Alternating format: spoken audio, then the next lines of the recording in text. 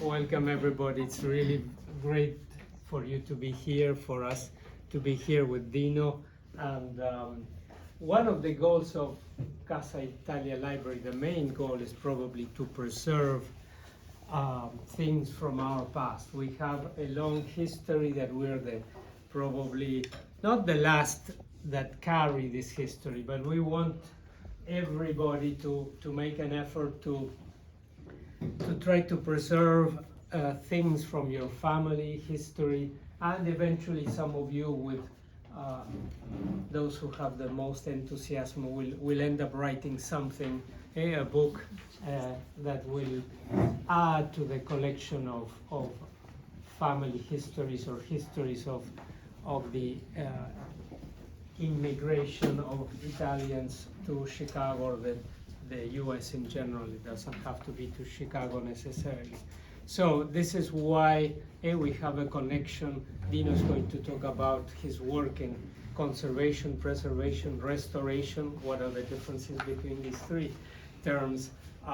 So I will let him say what he's going to tell us. But another thing, this is also about Rome, which now is also the center of, has been the center of the world for a couple of days now. So everything is tied together, and that's we're very pleased. So Dino Fabrizi, an architect who studied at the La Sapienza University in Rome and has dedicated his life up to now to keep protecting the past of the ancient Roman civilization and others in the region of central Italy. So, thank you, Dino. Okay. So, good morning, everyone. First of all, I'd like to thank Direct President Dominic Candeloro and Professor Martin Gesso for inviting me here today in Casa Italia. And then I'd like to apologize for my English. But since we are in Casa Italia, I hope you will be understanding. Okay. My name is Dino Fabrizi. I'm an architect who specializes in monument restoration. And today I would like to talk to you about the city where I was born and raised, Rome. Rome is a city with a very long history, with the largest concentration of architectural, artistic, cultural assets in the world. Indeed, the entire historic center of Rome is a UNESCO World Heritage Site. I would like to show you the most important aspects of its incredible history and how the city has changed over the centuries while still remaining the same. In the shape of the modern city, in fact, one can easily identify the traces of the past. In almost 3,000 years, each era has left its mark. The city has preserved within it the testimonies of all past eras, because Rome was made by layers, one layer above the other layers. That's actually the beauty of this city, and we are used to that kind of game. You have something existing, and you have to add something else. And by adding something else, you don't have to destroy what is already there. I would also like to talk to you about the difficulties and privileges that come with living today in a modern city that continually deal with its history. Okay, let's start from the beginning. The history of Rome began a long time ago. According to legend, the date of its foundation was April 21st, 753 BC, a long time ago. The territory where Rome arose was characterized by the presence of the Tiber River and 7 hills. And the first settlement of Rome was built on the Palatino hill on the center.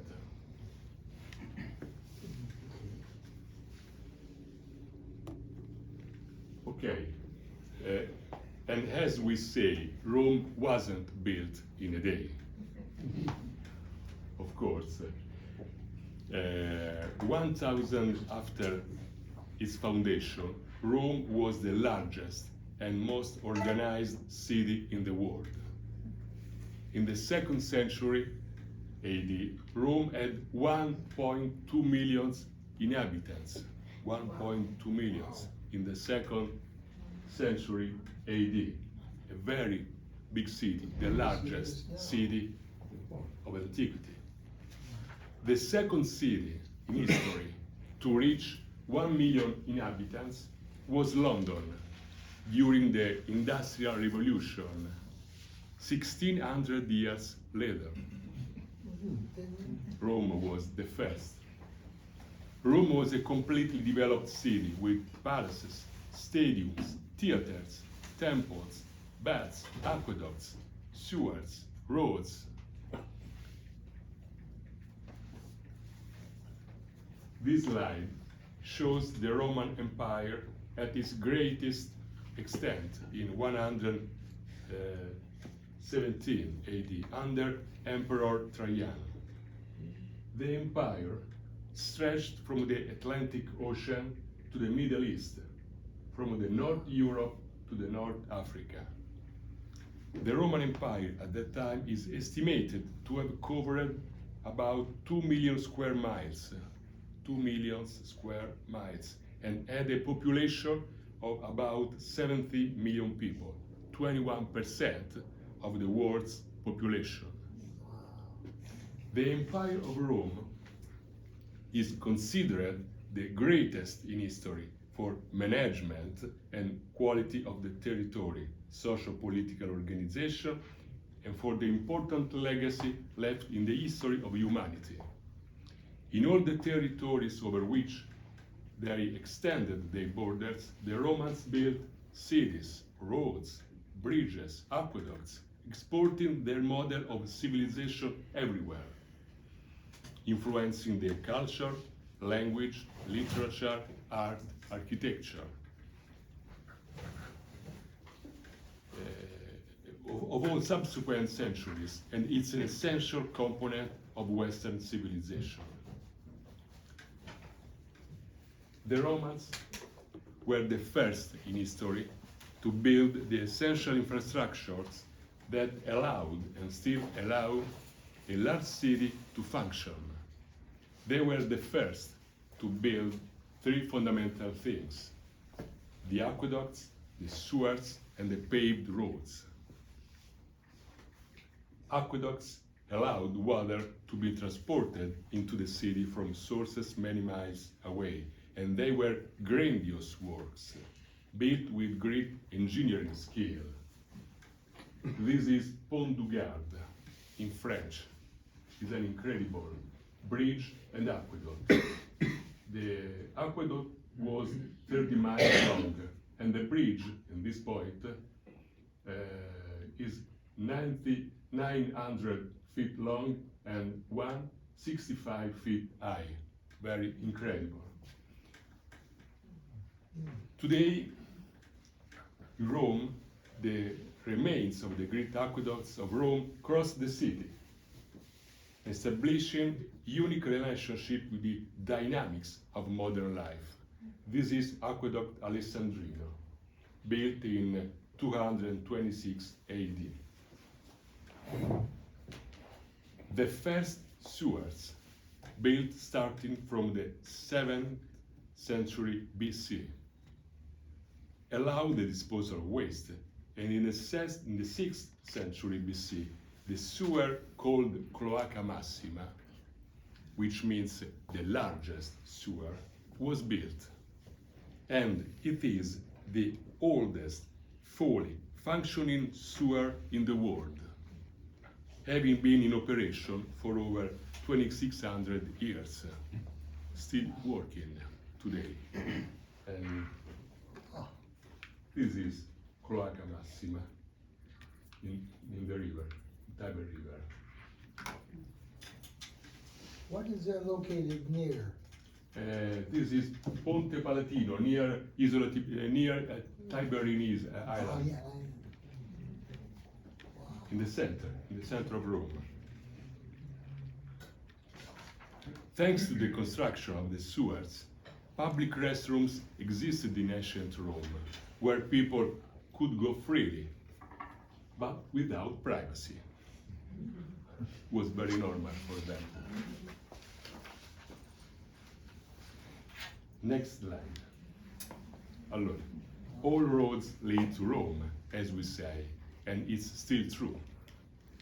Almost all of the roads currently entering and leaving Rome were built in ancient Rome. They have been modified to adapt them to today's traffic, but the general radial scheme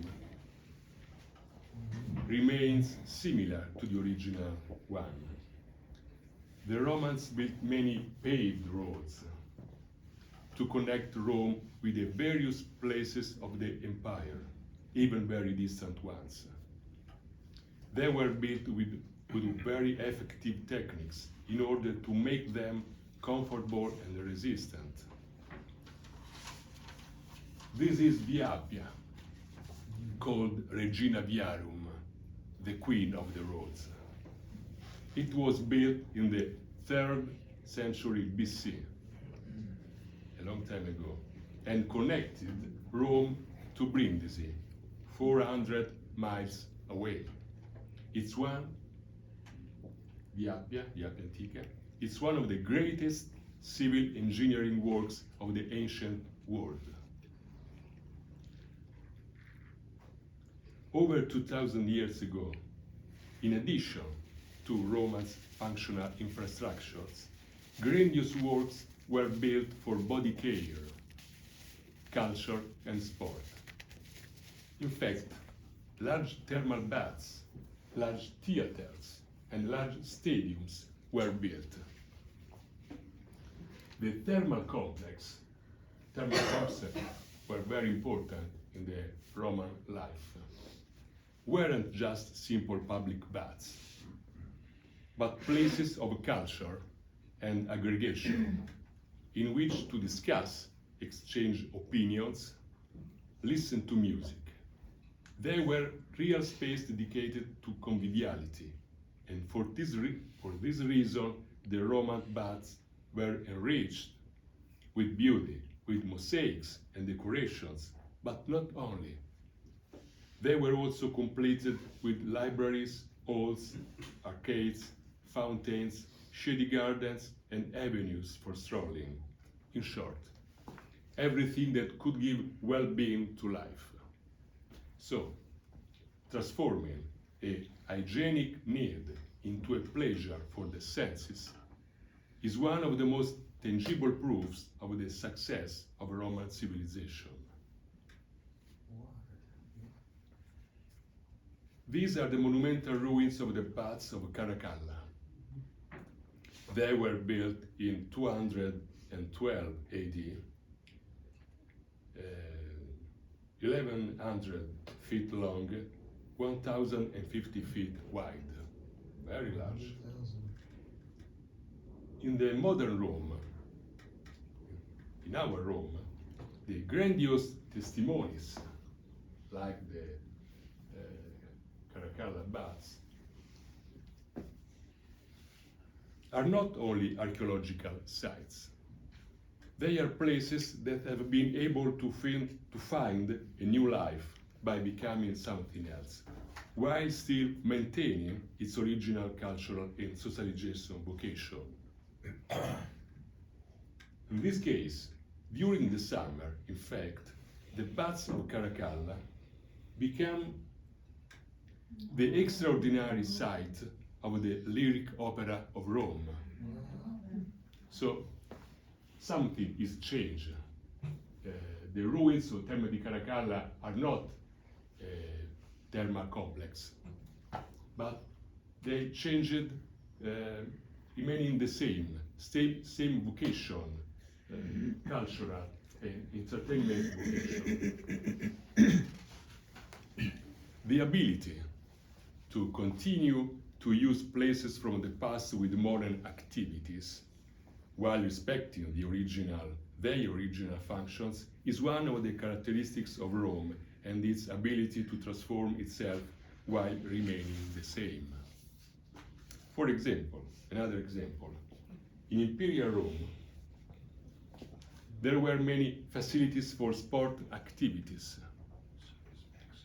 The Circo Massimo, intended for chariot races with horses, it was built in 46 BC between Palatino Hill on the right and Aventino Hill on the left. It was 2,000 feet long and 460 feet wide and had a capacity of 250,000 people. 250,000 people. And it is known as the largest building dedicated to entertainment of all times. All times.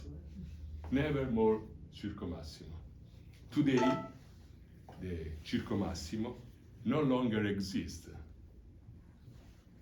unfortunately, because its structures were literally disassembled over the centuries, and its ruins, the blocks, were excavated for the construction of new houses and buildings in Rome during the past centuries.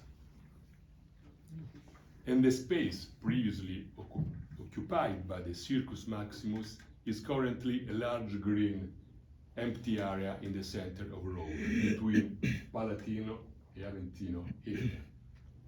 But 2,000 years have passed, but this place has not lost its vocation for entertainment. During the summer, in fact, the Circo Massimo area becomes the perfect space for great concert in the heart of Rome. Very, very nice. I have seen Rolling Stones, Bruce Springsteen, many important singers.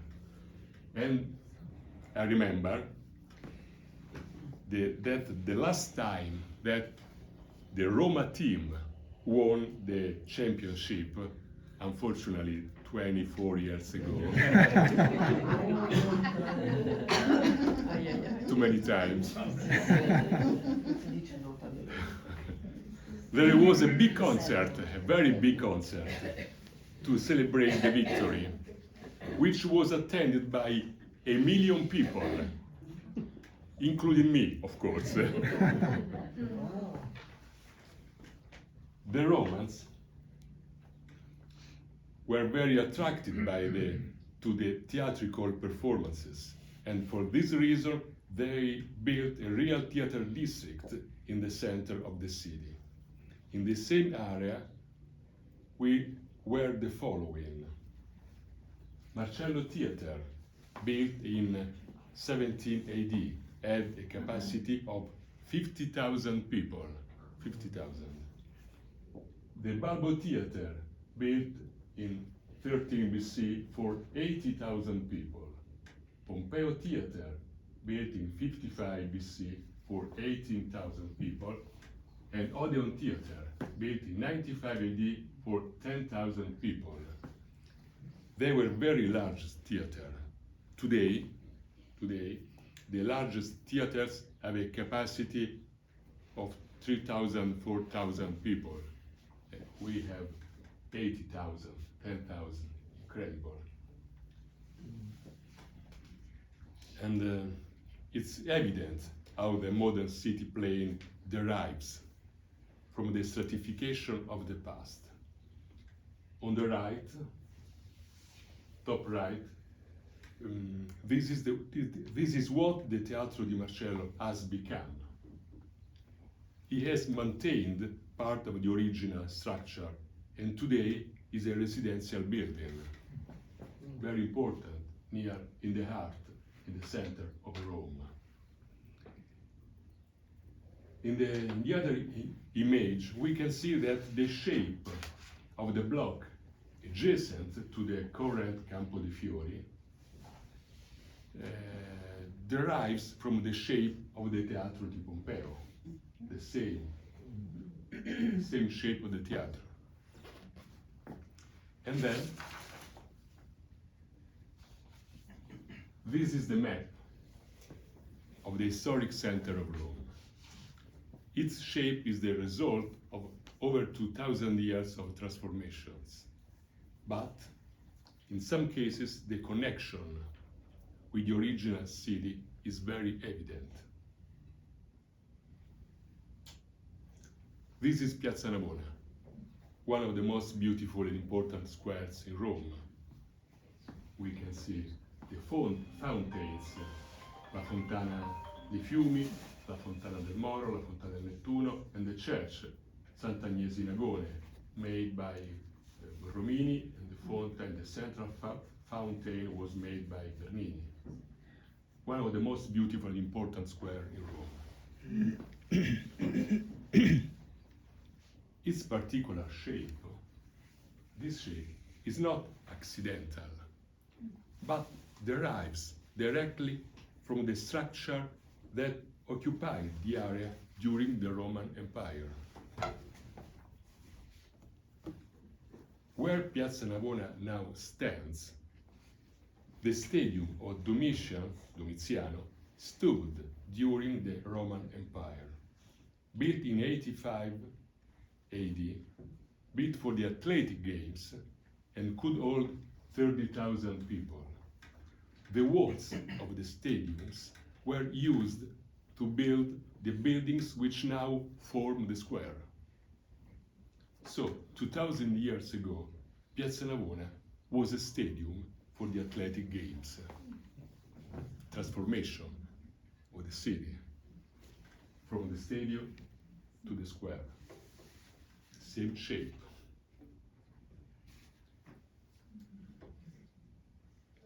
The shape of the original city is also visible in other places. This is the area of the baths of Diocletiano, the largest in Rome, built about 300 BC, AD. The modern semicircular square perfectly follows the outline of the perimeter of the ancient baths. Unfortunately, non si vede bene, continua. This square is this, non si vede, I'm sorry. Piazza della Repubblica.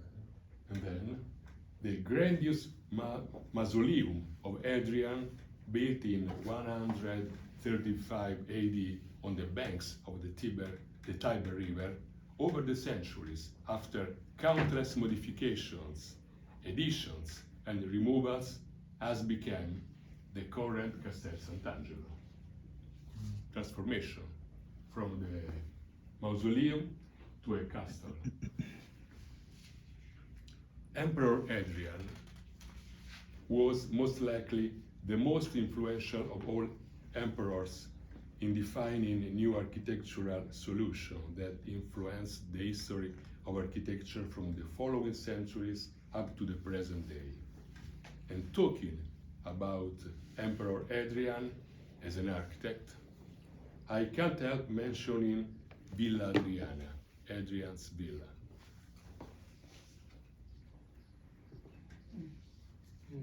A magic place, a wonderful place. Villa Adriana is a very magic place. It was built between 118 and 138 AD, located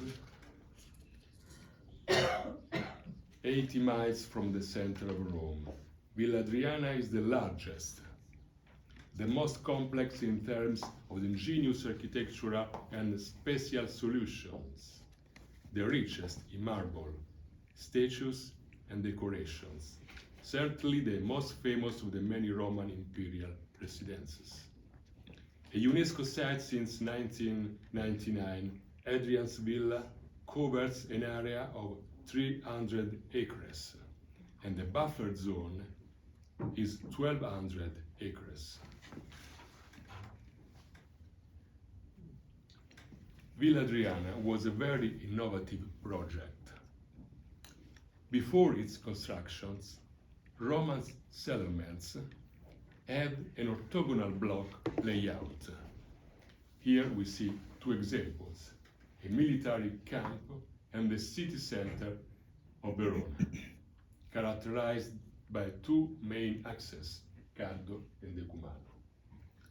This type of scheme works very well from a functional point of view, as demonstrated by the fact that many cities, even modern ones, including Chicago, were built in compliance with this layout.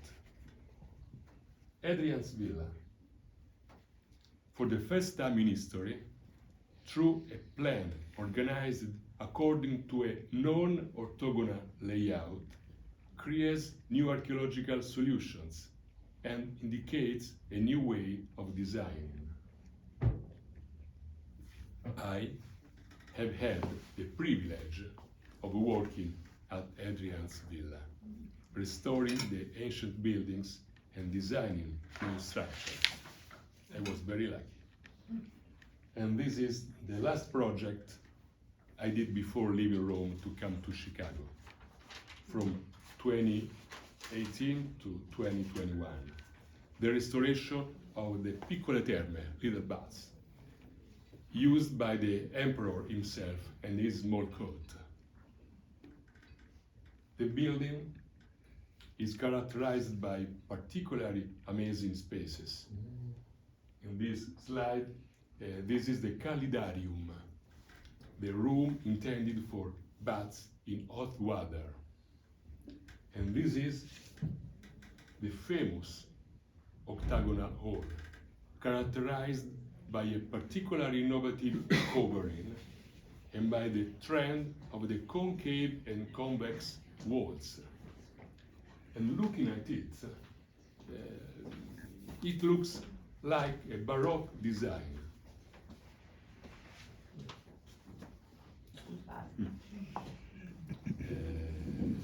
Actually, the Baroque architectures derives from the study and their interpretation of designs from the Roman era, like Villa Adriana.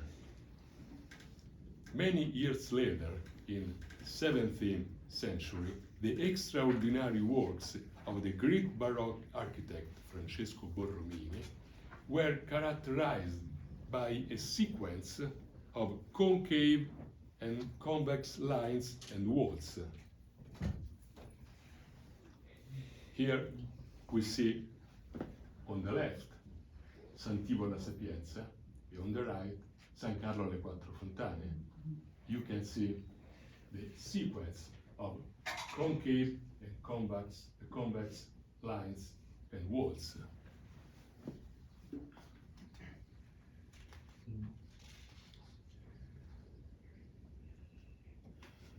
Which represent an explicit reference to the innovative and visionary architecture of Hadrian's villa. The restoration that I directed included the restoration of all the original walls, frescoes, and floors. The floors were very, very beautiful, incredible colors, incredible marbles, very amazing. We also designed and built a new cover to protect the internal spaces from rainwater, consisting of a metal structure and a transparent single-layer membrane, 1/4 of a millimeter thick, highly resistant, and self-cleaning with rainwater. Okay, let's go back to the history of Rome and its transformations. After the fall of the Roman Empire around the 4th century AD, Rome went through difficult centuries, lost all its grandeur and splendor, and became a small city with few inhabitants. But a small fire of Rome's greatness still burned and would be rekindled by the Renaissance. In the Renaissance period, Rome rediscovered its ancient splendor, and great artists created extraordinary works that influenced all European art. Inspired by classical Roman architecture, Renaissance architects defined a new architectural language. This slide shows Piazza del Campidoglio, the heart of Rome. As it appears before Michelangelo's arrangement, and the appearance is still very casual, lacking a general idea. And this is Piazza del Campidoglio as it appears today, thanks to Michelangelo's design, an extraordinary city space, strongly characterized by the architecture of the buildings, the design of the pavement, and the trapezoidal shape of the square. So, the history and transformation of St. Peter's Basilica and the square in front of it are very interesting. This drawing shows the situation of St. Peter's Basilica in 1593. The church, built by Michelangelo, had not yet been elongated by Carlo Maderno, and the facade of the ancient Constantinian church was still standing. St. Peter's Square is a small and irregular space with a large obelisk erected in 1586. Okay. The upper part of the slide shows the situation of the previous slide. This situation. Oh, sorry.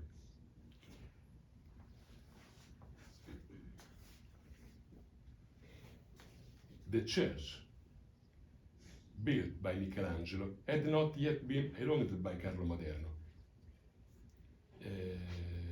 Yes, this is the church designed by Michelangelo, about 500 feet long. The dome of the church, the dome, Michelangelo's dome, is clearly visible even from a position close to the facade. At the beginning of the 17th century, the new nave and the new facade were built. The second church. In this way, the basilica became much longer, about 720 feet long. Consequently, the dome was visible only from an area distant from the facade,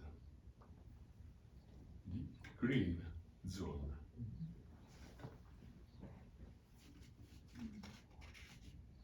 In the 1656, Pope Alexander VII commissioned Gian Lorenzo Bernini to urbanize the area, and the artist designed two squares, one in the shape of a trapezium, the red, adjacent the new facade of the basilica, and one in an oval shape, the green.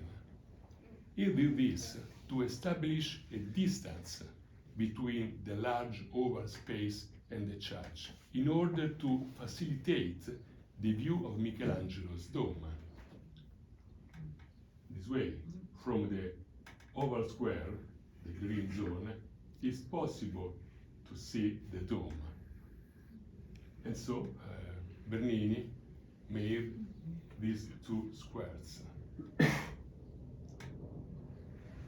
The oval square, surrounded by huge colonnaded porticos, perfectly represent the principles of Baroque architecture, symbolic and persuasive forms.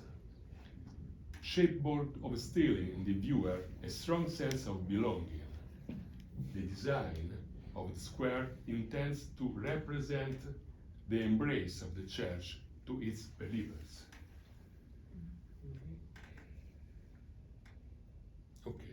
Let's go back to Rome and its transformation. In 1725, it was decided to build a staircase to connect to important area of the city. Trinità dei Monti at the top and Piazza di Spagna at the bottom. Until then, there was a dirt path, uncomfortable and dusty. Very uncomfortable. If they had limited themselves to solving the situation only from a functional point of view, a simple and sober structure would have been enough. Both the client and the designer understood that in that part of the city, that for the city, the functional aspect was only the pretext and the beginning of the design process, and that the final goal was to fill that urban space with beauty. Beauty understood as a necessary tool for a better quality of life. So, on the right, the most beautiful staircase in the world was built, the Spanish Steps. One of the most famous and most visited monuments in Rome is certainly the Trevi Fountain. Its history is also very significant.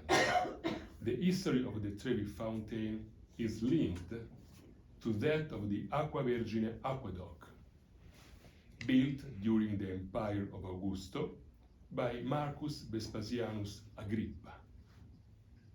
The water from the aqueduct was used to feed the thermal baths built by Agrippa himself.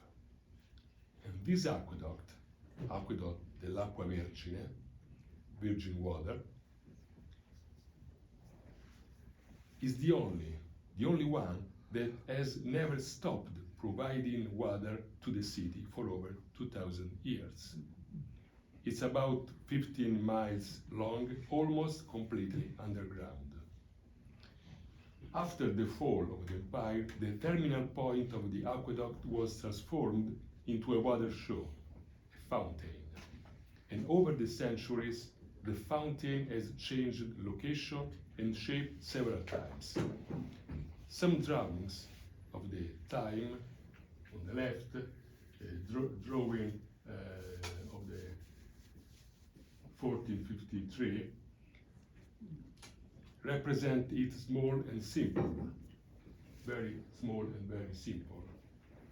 In the 17th century, in the 1665, the fountain appears in some view transformed with a different appearance, larger and with a basin in front, but with a still very simple structure.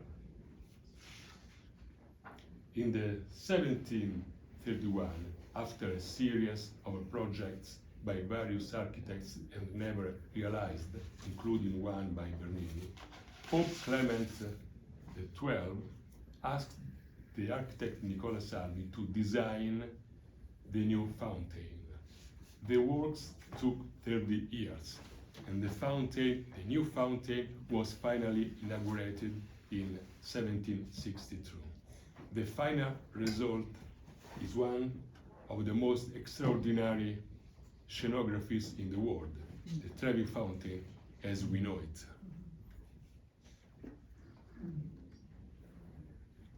Great transformations characterized the center of Rome between the end of the 19th century and the first half of the 20th century. Up until the end of the 19th century, the Tiber River was very different from what it looks like today. The buildings faced directly onto the river, and there were no roads running alongside it.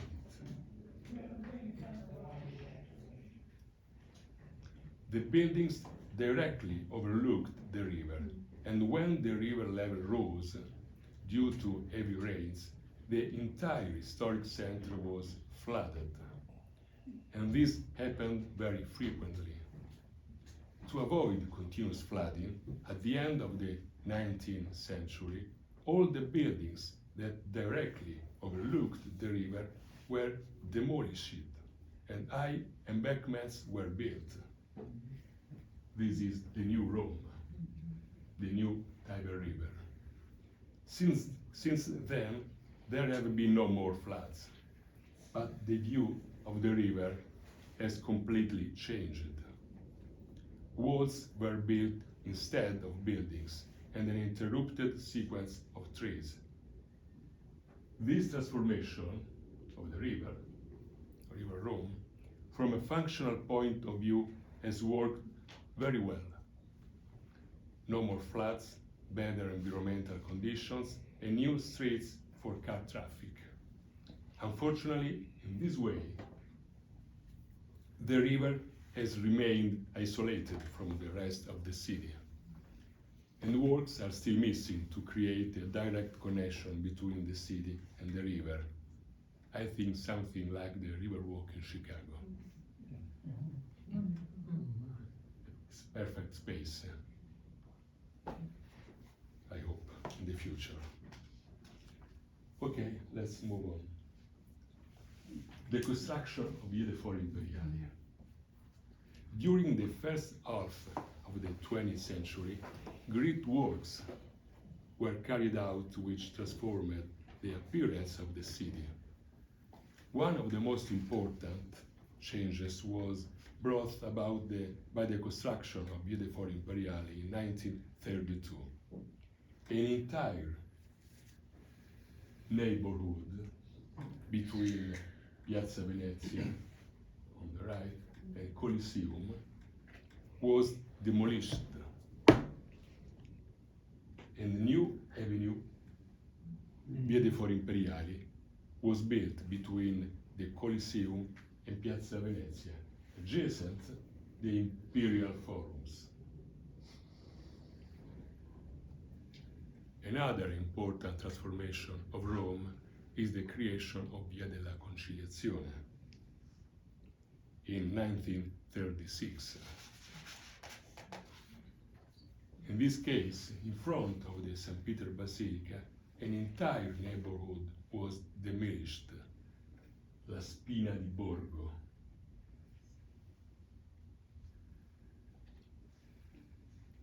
To create a new very scenic street with a new point of view from the Tiber River to St. Peter's Square.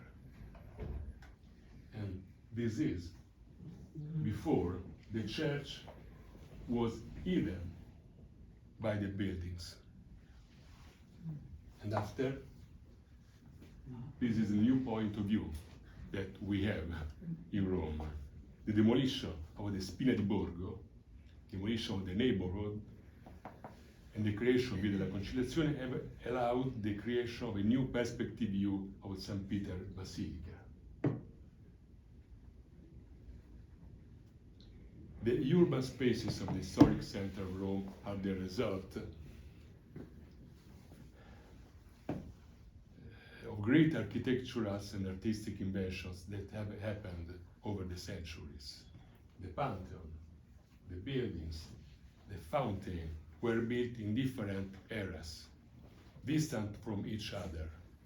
The result is a unitary, welcoming, and monumental space where people love to stay. And now I would like to quickly tell you about the Pantheon. The Pantheon is the only monument of Imperial Rome that has come down to us perfectly intact. The only. Thanks to the fact that after the fall of the empire, it immediately became a church. Therefore, being a sacred place, it was not dismantled as happened with the other buildings, like the Circo Massimo, for example. The Pantheon, built during the empire of Hadriano in 120 AD, was the first building in which the architectural expressive force was used to characterize the interior space. For the first time in the history of architecture, the interior space of a building was able to have great expressive and evocative power. And the dome of the Pantheon is is still today the largest dome in the world, made only of concrete, without iron structures. And the dome of the Pantheon is one of the most reused architectural elements in the monumental buildings built in the following centuries, up to the present day. For example, this is the rotunda of the National Gallery of Art in Washington, D.C., perfectly similar to that of the Pantheon. So, after almost 3,000 years of history, the subsoil of Rome is still rich in discoveries from the ancient civilization. And this is a big problem for jobs that need to be done underground, such as running pipelines, building subways, or the constructions of a foundation for the buildings. The ruins of ancient Rome crop up everywhere, a few feet below the streets where modern life flows. In this diagram, you can see that immediately beneath the streets of Rome are the remains of ancient imperial Rome. The archaeological layer is approximately 3 to 20 feet underground. On one end, this is proof of the greatness of Rome and its uniqueness, a city that never ceases to give new discoveries and new wonders. On the other hand, this is a limit for the construction of the infrastructure of a modern city. And the construction of the subways requires a lot of vacation and time in the central areas, in this case near the Colosseum, the Linea C, or the new subway in Rome. And the space to work are always very tight between the buildings. And in some cases, the subway stations have become small museums where the artifacts found during the works have been exhibited. It's very nice. So, to conclude, the Greek monuments of antiquity are now part of modern life in Rome. And this is the charm of a modern city like Rome that lives the certification of its history with strength, with love, sometimes with indifference. Thank you for your time. See you in Rome.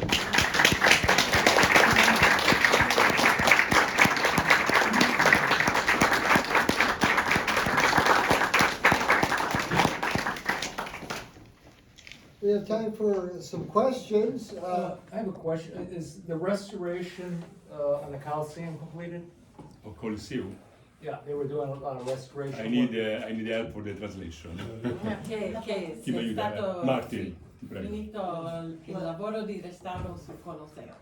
Non finisce mai. Mai. Never end. Never end. Okay, because A part finished. The last time I was Another there- part start. it was 2023 and they were still the scaffolding and Yes, everything up on there. Most likely that restoration was finished, but most likely another restoration is starting. In Rome, never end. No, I believe it, yeah, I believe it.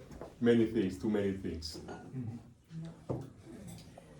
Lo faccio prima in italiano. Bravo. Sì, vabbè. Appreciate. E se esci in spagnolo mi scuso. No, in italiano. Ok, quando stai guardando una chiesa medievale a Roma e si spiega che queste colonne sono state trovate in un certo palazzo antico, come questo, può parlare un po' di questo lavoro di rintracciare da dove sono venuti i pezzi? Like when you're looking at a church, a medieval church in Rome, and it says, oh, these columns were taken from the baths of Trajan. How do they know what is that work like to find where these pieces came from? Okay, I speak in Italian. Someone please translate me in English. Aaron, traduci tu? Oppure Martin. This is a real situation. I try to start in English. Many churches, buildings from the 4th century AD, after the end of the imperial age of Rome, was made using the ruins of the temples of Rome, prendendo le colonne, pezzi di muro e assemblandoli insieme. If you see many ancient church in Rome, le navate con le colonne delle navate non sono tutte uguali, ma sono differenti perché sono state prese da un tempio, da un altro tempio dell'antica Roma. Anche in altezza sono diverse, quindi qualcuna appoggia su un basamento, un'altra è più lunga. E quindi diciamo che buona parte della Roma medievale, ma anche rinascimentale, sicuramente la Roma paleocristiana, quindi dal 400 in poi, è stata costruita utilizzando le rovine dei templi, degli edifici dell'antica Roma. Se non esistono più i templi dell'antica Roma, se non esiste più il Circo Massimo, se non esiste parte del Colosseo, non è dovuto a crolli, a cattiva costruzione, non sarebbero mai crollati, perché i romani erano ingegneri, costruttori straordinari. Il calcestruzzo romano dei concrete ancora oggi, dopo 2000 anni, works well, perfectly. Ma sono stati smontati, disassembled, to build new buildings.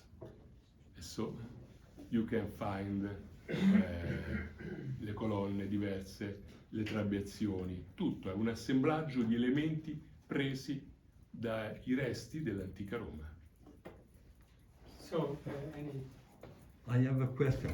Yes, First of please. all, I would say, Dino, you did a great job. Yes. So thank you for doing this presentation of the history of Rome from architectural point of view. But since during our dinner together, you talk about many other things.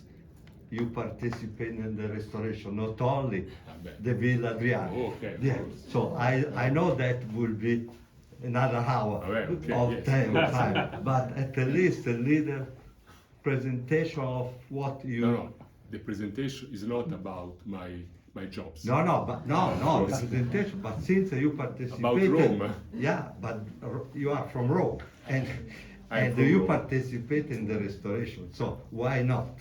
Yes. Is something you did for your city, and for us, for everyone. Cioè, So if you have some little things to tell, vuoi che ti racconto qualche cosa dei miei lavori? yes. In italiano, dico. E la tua vita generale. Beh, io ho fatto molti lavori. Per 35 anni ho lavorato nel campo del restauro monumentale e quindi ne ho fatti tanti di lavori. Villa Hadriana è l'ultimo, prima di venire qui dove ho lasciato il mio cuore. My soul stay in Villa Hadriana. Yes. L'andrò a riprendere prima o poi. Ma ne ho fatti molti lavori. Piazza del Campidoglio.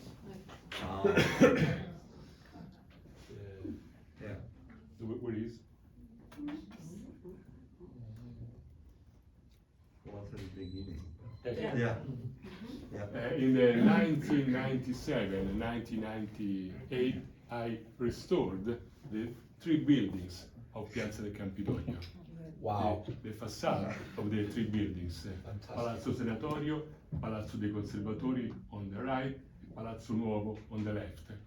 It was a very important experience for me because this building was made by Michelangelo. The number one, the genius of the art of history, and was a very important job for me, for my formation. Yes, I remember in 1997, 1998, in these buildings, Michelangelo created a new solution called ordine gigante. Come si può dire in inglese ordine gigante? Giant Giant order, giant order. I show you. This is the giant order because the column starts on the bottom to the top of the building. Don't stop here on the first floor, but through the facade of the building. And this is a new solution for architecture. Was the first time that ordine gigante was made on the facade of a building. So buildings are very, very important. And the place, the square, is a magic site. It's very, very beautiful with a Mark Aurelio on the middle. This is Mark Aurelio, the Emperor Mark Aurelio. And this is not the original statue, but it's a copy. The original is the museum on the right side in the Palazzo dei Conservatori. There is the Museo Capitolino, where is the original of Mark Aurelio. This is a good, very good copy. To preserve the original is in the museum. And when you stay in this place, you feel something. It's a very magic place.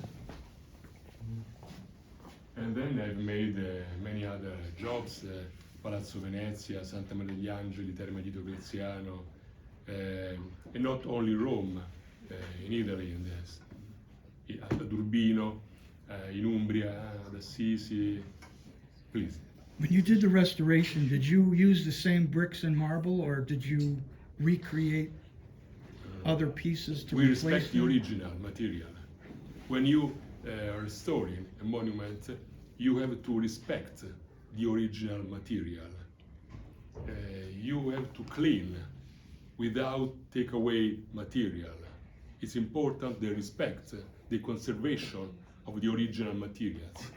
And when you have to make something new in a monumental building, you have to use materials similar to the original.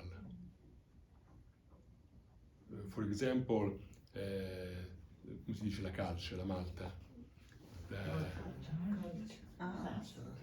The concrete, la malta, la pasta, the paste, must be similar to the original. Quindi calce come la usavano nel Rinascimento, senza elementi chimici che potrebbero comprometterne il colore e la durata. Quindi materiali naturali, i colori vengono fatti utilizzando i pigmenti, quindi utilizzando una procedura del tutto simile a quella originale, similar procedure like the original. Sì, nel restauro è importante la conservazione degli elementi autentici, che devono essere puliti, consolidati, se serve integrati, ma sempre utilizzando tecniche rispettose della materia, del materiale che si va a toccare, e anche le integrazioni, le malte, gli inserti vengono fatti utilizzando materiali e tecniche simili a quelli originali. Grazie. You're welcome. Do you know about if during the building, the original building, remains some document, the product or the material they used? This was done originally from Bernini. No, From Michelangelo. Michelangelo, sorry.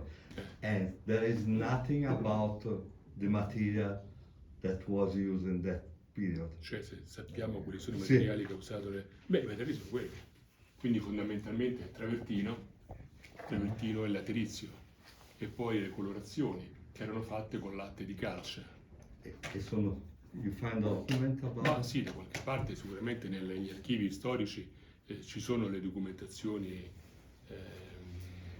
che lo dimostrano, ma noi più che andare a cercare documentazioni storiche facciamo le analisi di laboratorio.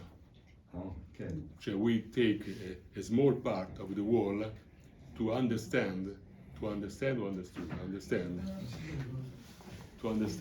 the original material. Oh, Per okay. esempio the color of the building. We take away a small part of the intonaco, come si dice intonaco? Sometimes, Eh? Plaster. Plast, and to understand the stratification of the colors during the century, we can read the stratification, the layers of colors, and we can understand the original color, the first color of the building, and we can understand the color and the kind of material that they used for the color. So we can use an similar material, che è fondamentalmente latte di calce, per poter fare un tipo di, con pigmenti per colorare il latte di calce e quindi fare un intonaco colorato direttamente. Grazie. Vorrei fare questa domanda in italiano. Grazie. A Roma ci sono ponti fatti d'acciaio? Non credo, perché con la romani erano La bravi. risposta è sì, ma però sono moderni. Sto parlando della Ovviamente i rivoluzione romani non facevano industriale, ponti di acciaio. ma sarebbe un bel materiale da usare. Ma i romani erano bravi a usare. Allora, il Pantheon, la cupola del Pantheon è a tutt'oggi la cupola più grande del mondo fatta solo con il calcestruzzo, senza ferro. È una cosa pazzesca, erano bravissimi a fare il calcestruzzo. Perché era un materiale che era là. La pozzolana. In Inghilterra usavano l'acciaio perché c'era il carbone e il ferro. Sì, ma quando? Nel Settecento. 1700 anni dopo. È differente. Vincenzo asked if they Anche were- noi nel 700 usavamo l'acciaio a Roma. Vincenzo asked if in Rome there were bridges made of steel, and of course Dino said that they are, but they are new. They are new. So probably you meant iron also, and again the answer is no. Iron was not used in Roman times, ancient Roman times. We have one bridge, Iron Bridge in Rome, il cosiddetto Ponte di Ferro, Iron Bridge, that was demolished and was built again this year, near the Testaccio neighborhood. Ponte di Ferro, Ponte dell'Industria, in realtà. Terry ha un'altra domanda. Prego. Domanda for Dave. When did you first decide to be an architect? That's part one of the question. And the Ur neighborhood that Mussolini built seems so disconnected from the rest of Rome. Is that brutalist architecture? What school did that come from that he wanted to make fascist architecture? La prima domanda è quando hai deciso di essere un architetto, di fare questi progetti? When I was a child, when I was in the elementary school, primary school, because I was very good to design with my hand. And the teacher told me, you will be an architect. Because I was good only to design, not with the rest. Ok, dice, don't worry, you will be an architect. The role of teachers is absolutely fundamental. E la seconda domanda era la scuola, cioè l'architetto fascista Sì. ha detto che è molto diverso del resto di Roma. C'è una scuola... C'era una stile brutalista. Beh, guarda, qui si aprirebbe una parentesi importante, nel senso che durante il periodo fascista Roma ha subito importanti trasformazioni, quelle che abbiamo visto, ma non solo. Ad esempio hanno costruito un quartiere nuovo che si chiama EUR, Esposizione Universale Roma, perché Mussolini voleva tenere lì una esposizione universale nel 1943, poi ovviamente la guerra cancellò tutto. Diciamo che gli architetti del fascismo, che ora vanno guardati, io inizialmente li guardavo, come dire, con occhi molto critici, condizionato anche dall'ideologia. Ciò che aveva prodotto il fascismo a me non piaceva, per partito preso, perché dico, il fascismo è stato un periodo negativo della nostra storia, che ha prodotto morte, distruzione, tutto quello che di peggio si può immaginare ed elencare, e quindi io da giovane architetto tendevo a rifiutare, no, le architetture fasciste. Poi crescendo con la maturità sono riuscito a guardare quell'architettura da architetto, solo l'architettura ho guardato, e ho capito che gli architetti di quel periodo, come ad esempio Piacentini e tanti altri, erano grandi architetti che progettavano bene, e gli edifici e le cose che hanno progettato sono importanti, sono molto belle, sono fatte bene, sono un punto di riferimento dell'architettura italiana. Poi possiamo discutere se è stato opportuno demolire la spina di Borgo per creare via della Conciliazione. Il dibattito non è ancora chiuso, è ancora tuttora aperto. Anche lì inizialmente ero contrario, dico, beh, sarebbe stato più bello passeggiare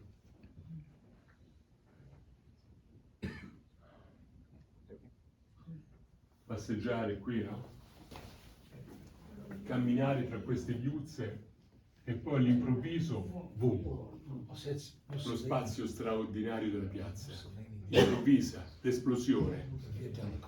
Forse sì, però devo dire sinceramente che questa immagine è fantastica. Cioè io adesso, quest'anno, tutta questa zona è pedonale, perché le macchine passano sotto, hanno fatto un tunnel, quindi ora da qui fino alla chiesa è tutto pedestrian walk, sidewalk, solo pedonale. Ma fino all'anno scorso, passando qui con la macchina, per me era impossibile non girare la testa e guardare la basilica, perché è una cosa emozionante. Cioè vedere la basilica, ora qui, insomma la foto è bella ma non rende, stare qui toglie il respiro, vedere l'imponenza di questa basilica, della cupola di Michelangelo, per me ogni volta che passavo era un'emozione. E quindi sì, prima c'era il quartiere con le sue viuzze che creava un effetto a sorpresa, però devo dire che questa soluzione, insomma ragazzi, non è male, è bella. Lo stesso possiamo dire di questo. Prima, questo era il quartiere alessandrino, perché qui c'era via Alessandrina, era un quartiere settecentesco, però qui non c'era spazio. Cioè, non dico Parigi, che fu comunque realizzata. Parigi era così, erano tutte viuzze, tutti edifici uno accanto all'altro. Poi Haussmann, il barone Haussmann, decise di aprire, di creare questi enormi viali che ora caratterizzano Parigi, ma lo fece non per motivi estetici o architettonici o urbanistici, lo fece per negare ai rivoltosi, a quelli che contestavano, i vicoli dove nascondersi, aprì le strade per consentire un migliore ordine pubblico, quindi, come dire, la ragione fondamentale era l'ordine pubblico della città. E comunque qui c'era questo quartiere così denso, popolato. Ora chi conosce Roma sa bene quanto è bella Piazza Venezia con il Vittoriano fino al Colosseo. La presenza di questo quartiere in ogni caso interrompeva una certa continuità fra le due zone. Non è che interrompeva, la negava, non c'era. E l'apertura della strada, diciamo che anche in questo caso, come a San Pietro, crea una prospettiva straordinaria. Io vi assicuro che passeggiare lungo queste linee gialle, avendo a destra e a sinistra, questo è il foro romano, poi qui c'è il foro di Cesare, questo è il foro di Traiano, questa è la colonna traiana, poi c'è il foro di Augusto, qui c'è un porticato che il mio amico ricorderà molto bene, e qui c'è il foro di Augusto, il foro di Nerva, il foro della pace. Stai veramente lì dove è nato il mondo, dove è nata la civiltà occidentale, tra cui anche questa, anche l'America, proviene da questa cultura, da quello che hanno fatto gli uomini in quel luogo oltre 2000 anni fa, perché lì hanno stabilito leggi, hanno stabilito regole, hanno inventato un modo di vivere che ancora noi oggi utilizziamo e deriviamo da quell'eredità, da quella conoscenza. Scusate per l'italiano, ma dovendo parlare di cose così, con l'inglese non ho la stessa fluidità. Spero che riusciate a capirmi. Sorry. Anch'io avrei una domanda. Prima, grazie per il suo discorso esperto. No, figurati. Il suo lavoro che ha fatto a Villa Adriano con la bellissima cupola di vetro mi fa ricordare l'Oculus del Pantheon. C'era un Oculus anche in quel palazzo? No, Ah, lì c'era un crollo. ok.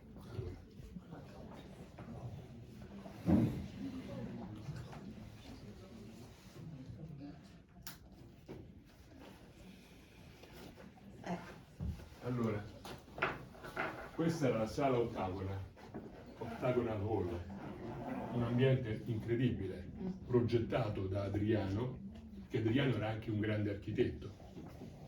Lui lavorava con un altro architetto che si chiamava Apollo d'Oro, famoso architetto Apollo d'Oro. Progettarono questa, noi siamo riusciti nel restauro a capire l'andamento originale della cupola, che era innovativo, molto nuovo, molto morbido, molto sensuale. Ma la parte centrale, questa qua, era crollata. Quindi il buco non era originale, era crollata. Mentre il buco originale, sempre nella stessa zona, per esempio questo. Ma questo buco non è come quello del Pantheon, perché questo ambiente is the calidarium for the baths in hot water. So, qui c'era un sistema con una corda da qui, a cord, to open and to close the hole on the top, in modo che se era troppo caldo, aprivi, l'aria calda usciva, la temperatura scendeva. Se invece era freddo, chiudevi, l'aria calda rimaneva all'interno e si stava bene. Quindi era un'apertura tecnica, for more warm or more cold. Open and close, open and close. Il Pantheon, it's another story. Pantheon, for me, is the most important monument of the world, because Pantheon is everything.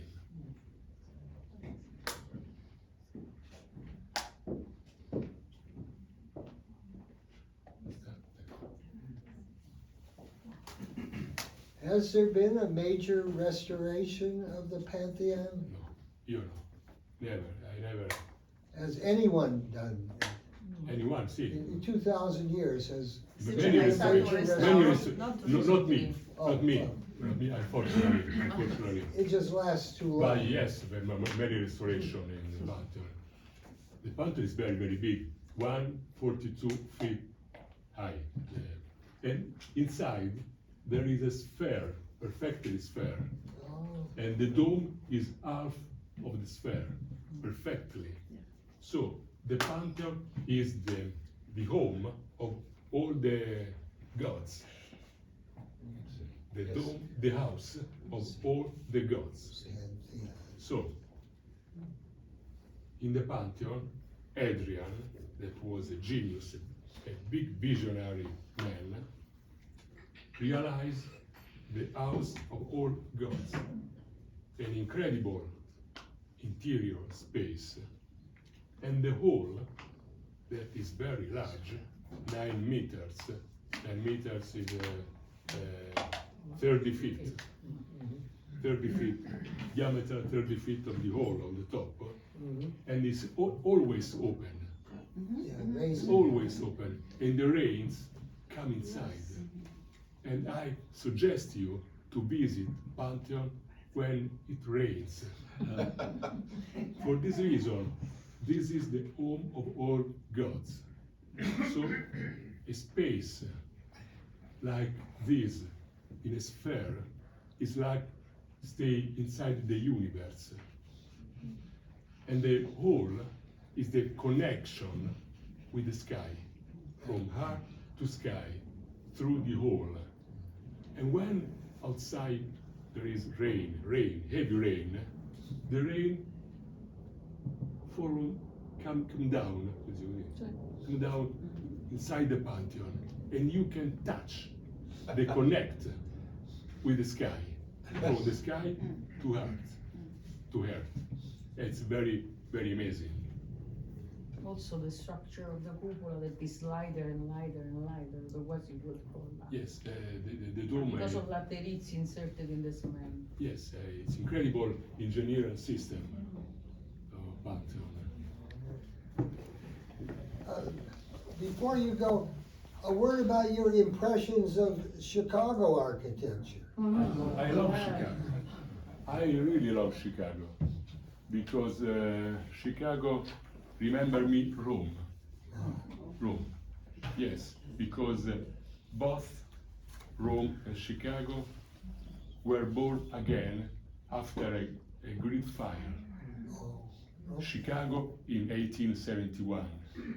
Rome before, when Nerone was emperor. But both were born again after a big fire. And both choose architecture to start in a new life. In Chicago, after the big fire, was born the School of Chicago, with very important architects like Frank Lloyd Wright, Louis Sullivan, Burnham. And I love the Chicago buildings built between the end of the 19th century and the beginning of the 20th centuries. For example, the Carbide and Carbon building, the Board of Trade, the Rockery building, and many others. I love the Frank Lloyd houses in Oak Park. I love, about me, the most beautiful project of Frank Lloyd Wright in Chicago is the Robbie House in Hyde Park. So, I think that Robbie House is most beautiful than Falling Water. Because Falling Water was simple because he was helped by the location, the wood, the falling water, an incredible situation. So a genius like Wright riuscito, Was able was able to design a masterpiece. But he was helped by the situation, the location. The Robbie House, no. The Robbie House is in a corner of Chicago, the UC campus. Nothing around the house. So, Robbie House, the genius of Frank Lloyd Wright, created a real masterpiece without help from the location. Yeah, there is a building in Chicago. I have not been there. It's a direct copy of the Pantheon. It's the Elks National Veterans Memorial. You know it. I've been there, yeah. Yeah, it's just, it looks. Have All you, the world. In all the world, you can have you find been in there? something like the Pantheon. It's a direct copy. Everything. The monde is full. The world, the monde. And I also want to The world is full. I also want to thank you for your work on. I want to thank you for your work, mille grazie, on Il Campidoglio, because for me it's the most beautiful place in the world. Oh, I agree. If I can get to Rome, I go there first, when when I leave, I go back. Right before I go on the plane. Yes, when I worked there, I was, for me, it was a privilege, a real privilege. It's breathtaking. Privilege to work in the Campidoglio Square. Letizia. Volevo sapere qualcosa, scusate se chiedo in italiano, su Santa Maria degli Angeli. Sì, conosco bene. Ho lavorato molti anni a Santa Maria degli Angeli. Santa Maria degli Angeli è una importante basilica, un'importante chiesa che è stata realizzata dentro le terme di Diocletiano. Adesso provo a dirla in inglese. Santa Maria degli Angeli is important church in Rome and was made inside the Diocletiano baths, the largest in Rome. And the church was made by Michelangelo at the beginning, but l'aspetto attuale, come dice, the current aspect was made by Bambitelli in 1725. And the church is very important, very beautiful, because what we can see inside the church, that was the thermal complex. The church was made inside the thermal complex of Diocletian. And inside the church, there is a little treasure, the meridian of Bianchini, Francesco Bianchini. In the 1700, exact, the Pope Clement XI asked Francesco Bianchini to realize a new meridian to calculate for exactly the date for the Easter. Easter is a mobile festivity and depends from the moon, because Easter is after equinozio, come si dice? The equinox. Quindi we have the equinox, and then the first full moon, and then the first Sunday is Easter. Quindi questa mobilità, equinozio e poi luna piena, and then Easter. So the Pope volle realizzare queste meridiane per calcolare esattamente la data della Pasqua, perché era stato da poco riformato il calendario. C'era stato un lavoro importante sul calendario, perché si erano persi molti giorni. Ad un certo punto, in the history of humanity, we lost 10 days. In the, I don't remember the exact date, about the 15 30, 1525, I don't remember, they stayed 10 days avanti, forward. So they decided to cancel 10 days to align the date with the real date. And so 10 days disappeared from the history.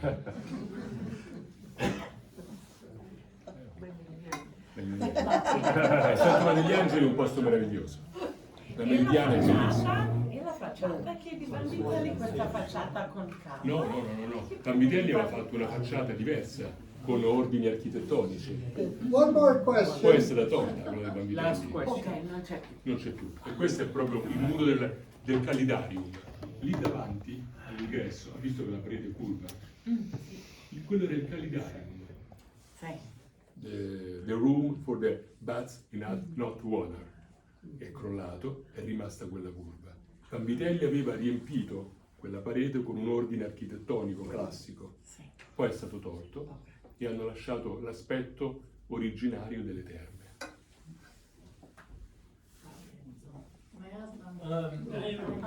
One question e anche una provocazione dopo.